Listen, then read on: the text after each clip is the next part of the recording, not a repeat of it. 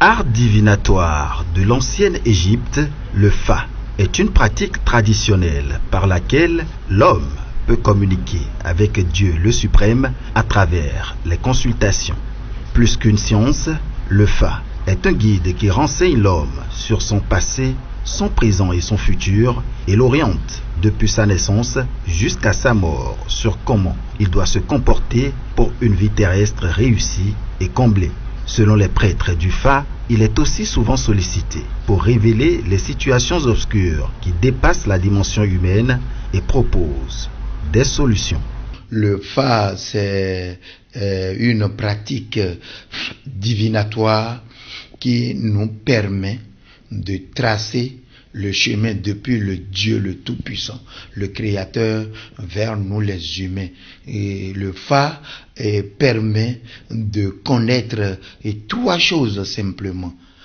Ton passé pour revivre dans le présent et ton futur pour ne pas répéter les erreurs que tu as fait dans le passé. Donc le Fa nous guide dans toutes nos actions dans le monde à travers l'univers.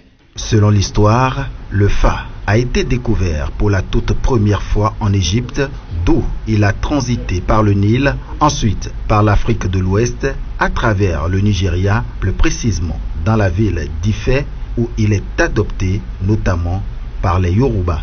Et le Fa vient de l'Égypte. Et que c'est ça que les Égyptiens ont utilisé pour livrer beaucoup de guerres à l'époque. Donc le Fa, c'est l'animal qui a instauré le Fa dans le monde entier. C'est le singe qui a instauré le Fa. C'est lui qui est le premier Bokono du monde entier. Donc c'est lui qui utilise le Fa. Et c'est les grands chasseurs de l'Égypte qui est allé rencontrer cet animal dans la grande forêt et puis l'ont observé à voir comment il fait le truc. Et comme vous le savez, les chasseurs, eux, ils ont le pouvoir de côtoyer avec les animaux. Ils se sont rapprochés de cet animal-là et ils ont parlé avec lui. Ils ont ramené le singe à la maison et c'est le singe qui a commencé par apprendre le Fa aux humains. Donc le Fa, l'origine du Fa, c'est l'Égypte qui a fait développer le Fa dans le monde entier. Et chemin faisant, le Fa a quitté l'Égypte et qui a pris par le golfe de Guinée et s'est venu installer au Nigeria, dans un petit village que nous appelons le village d'Oyo. Et c'est du Nigeria que le Fa a atteint le Bénin, notamment la cité royale d'Abomey entre 1685 et 1711, grâce à un prêtre du Fa d'origine Yoruba appelé Dissa, qui signifie vendeur de pluie. Mais quelle est l'histoire cachée derrière ce nom? Bokono Tesu nous en parle. Et le premier qui est venu avec le Fa au Nigeria, il s'appelle Bokono Tchekpetili. Donc c'est lui qui utilise le Fa au Nigeria. Comme le Fa, lui, ne fait que dire la vérité, et il y a beaucoup d'humains qui ne veulent pas la vérité, ils ont commencé par livrer des guerres avec ce Bokono en ce temps. Donc la lutte a été vraiment dure et Tchekpetili a dû quitter le Nigeria et il est venu au Bénin. À son arrivée au Bénin, Tchekpetili s'est installé à Kana, au temps du roi d'Agadja.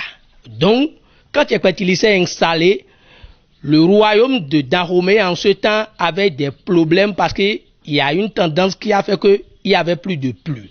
Il y a des maladies, il y a beaucoup de choses qui se passaient à ce temps-là. Donc, quand lui il est venu, il a commencé par consulter le Fa. Les gens ont vu la véracité envers lui.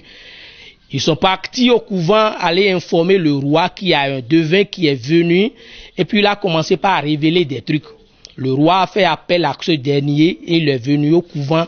Il a fait une consultation selon les situations à l'époque. Donc, Tchekpetili a consulté le Fa. Il a révélé des trucs, les sacrifices à faire pour qu'il y ait stabilité dans le pays. Donc le roi s'est dépêché, il a réuni tout ce que le devin a dit et ils ont fait les sacrifices comme cela indique. Donc après les sacrifices, le lendemain, la pluie a commencé et puis il y a eu pluie pendant 3 nuits, 3 jours. D'où ce Tchekpetili, le premier qu'il a instauré, s'appelle Bokono Dissa. Et j'appelle ce nom avec grand respect, c'est les premiers Bokono du Bénin. Donc, ce jour-là, ils ont transformé le nom de Tchekpetili en Dissa. C'est celui qui est venu nous vendre la pluie. D'où le nom Dissa. Donc,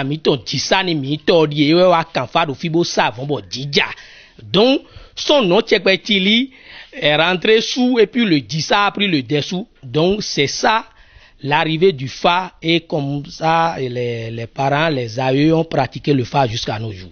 Depuis lors, le Fa a été adopté par les communautés Fon et Yoruba du Bénin. Plus qu'un art, le Fa est un oracle par excellence qui permet aux prêtres de communiquer avec Dieu par le biais des ancêtres et des défunts afin de révéler des visions. Il est recommandé et utilisé dans les différents moments de la vie tels que les maladies, les décès, les naissances, les mariages et à bien d'autres occasions. Oui, le Fa est très important dans la vie de tout être humain parce que il n'y a pas cet être-là qui ne va pas faire de consultation. Si déjà tu fais de rêves, si déjà des choses te paraissent bizarres, si déjà tu as de problèmes, tu es obligé de faire recours à quelque chose. Ce recours-là, c'est le Fa. Donc le Fa est indispensable. C'est pourquoi on dit l'univers, c'est le Fa. Le Fa est universel. Quand même tu fais des cauchemars, quand même tu veux aller te marier, tu veux instaurer une entreprise, quand tu veux faire une activité, il faut consulter le Fa pour voir les pour et contre de cette activité. Le Fa va t'orienter. C'est pas forcément tous les sacrifices, toutes les consultations faites qui ont des sacrifices, mais il faut faire des consultations au moins pour entendre parler, pour avoir une direction dans ce que tu veux faire. Là, tu sauras ce qu'il a fait, ce qu'il n'a pas fait. Donc l'importance du Fa, c'est énorme. Aujourd'hui, le Fa s'est répandu dans plusieurs pays du monde, en dehors du Bénin et du Nigeria. Une expansion due, d'une part, à la curiosité de certains peuples à se l'approprier et d'autre part, à l'esclavage.